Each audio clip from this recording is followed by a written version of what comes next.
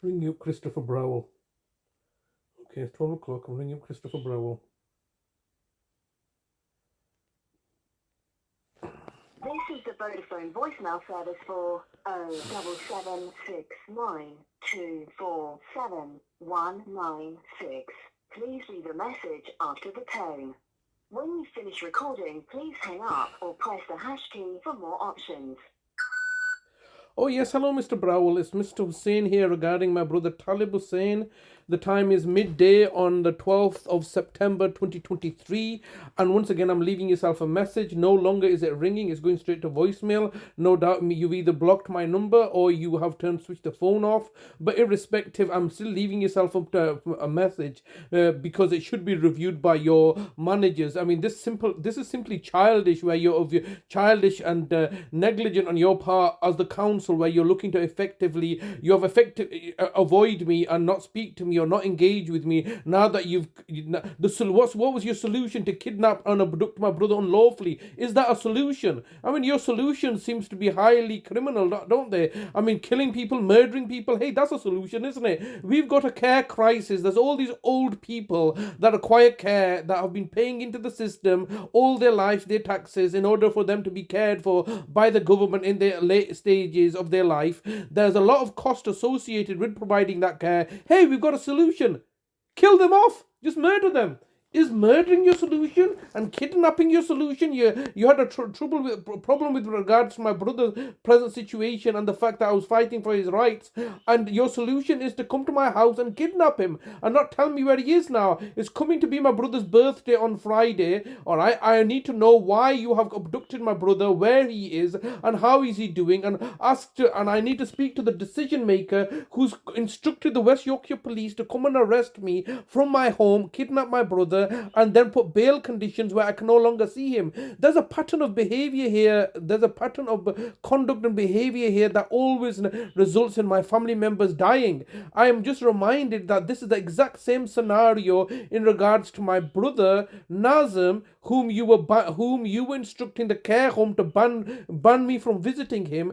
You then instructed the hospital to ban me from visiting him, and then eventually you murdered him off. Exactly the same pattern that you've done previously. You banned me from visiting my brother Talib when you abducted him on the 8th of August 2018, 5 years ago, and were no doubt looking to do something nefarious then. Luckily, he returned back into my care, only for you to be then concurrently pursuing a matter regarding my mother, whom you also banned me from seeing. So you see, I'm vulnerable people's carer, so I care for vulnerable people, and they are my family members and relatives and so on and so forth. So I have a close bond with and a greatest stakeholder interest in. So I'm there 10, 20, 30 years invested in those relationships. What you do is you come along, you abduct these people, you then ban me from seeing them, and then you murder them.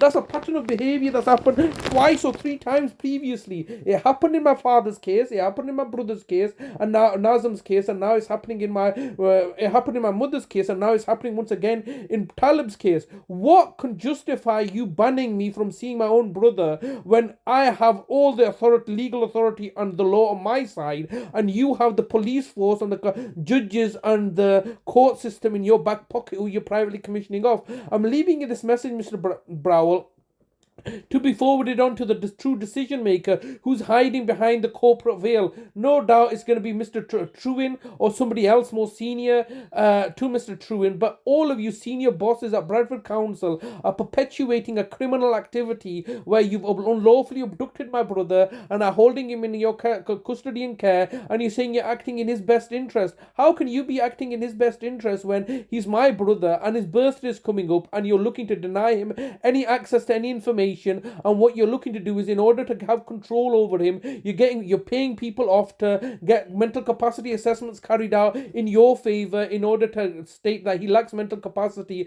and having that rubber stamp by the private commissioning of judges and justices in the High Court.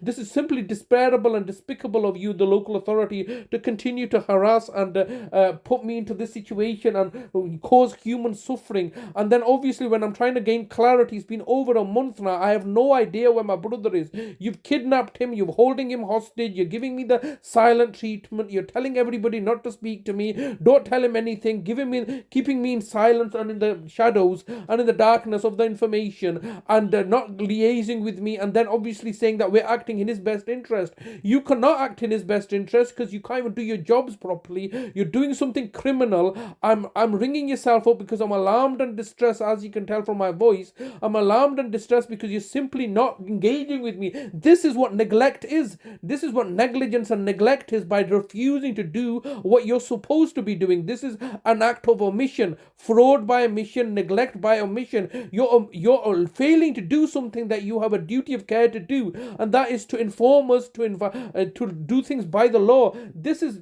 you're being neglectful, and then you're blaming me that the house was dirty. All right, you're privately commissioning out the services of the housing association, the solicitors and the judges, and all this stuff that you're doing, all illegal and unlawful and not in the best interest of my family members. You've murdered. You just want to murder and kill people and exploit and plunder people as criminals. And then you're saying that no, we're the local authority. We are above. We are benevolent by our very nature because we're a local authority. You're not. You are committing crimes against my brother. You're committing crimes against me. 15 seconds recording time remaining. Okay, Mr. Browell, it's today the 12th of September. My brother's birthday is on the 15th of September. I need to have engagement with you, the local authority, regarding how you're going to facilitate a visit, considering the bail conditions that you've told the police to set in order to prevent me from seeing my own brother. I'll leave the matter with yourself. You can continue to play these shenanigans and games. Your recording time has expired. Yeah, To leave your message, press 1. Press 1, yeah. So I'm leaving them a message every day. They're leaving. Goodbye. I'm leaving them a message every day, and now they just, we'll just switch off the phone. We don't need to deal with you anymore. We just won't reply to your emails. We won't just simply, we won't engage you anymore. All right, we've got control and power and dominance. Possession is 9/10 of the law, and we've unlawfully taken possession of your brother, just like we took unlawful possession of your mother. We've taken unlawful possession of your property and finances and court accounts and GP records. We'll just come and take everything, and there's nothing you can do about it, because if you go to the courts, we'll just buy off the judges. We'll just buy off the judiciary. We'll buy off everybody in it, in order to perpetuate a fraud and a malevolence. And it's all falling apart because you can't do this stuff. You can't act and behave in this manner recklessly and negligently and expect to have positive consequences. All you're going to end up with is one negative consequence after another negative consequence. You're trying to spin plates, and all those plates are going to fall eventually. Absolutely horrendous that I'm having to be put into this situation day in, day out. Now 12 days later, leaving a voice message every single day, and every single day they're refusing to engage with me or contact me. They could have murdered my brother. They could have tortured him to death. Nothing I can do about it, because simply the police are in on it. They're the ones that have been commissioned to carry this out. They've got commissioned the services of the judges and the judiciaries. Absolutely horrendous. Just so distressing and alarming and degrading and humiliating and psychologically torturous that they put us into this situation, and there's now simply we've got what we wanted. We've used power and control. Well, I can get a gun and shoot everybody and say, look, I win because I've got a gun. You can't win an argument like that. You can't just use force and aggression in order to, or abuse your power and position and authority in order to win an argument. You must do it on the guise of truth and justice, not power and control.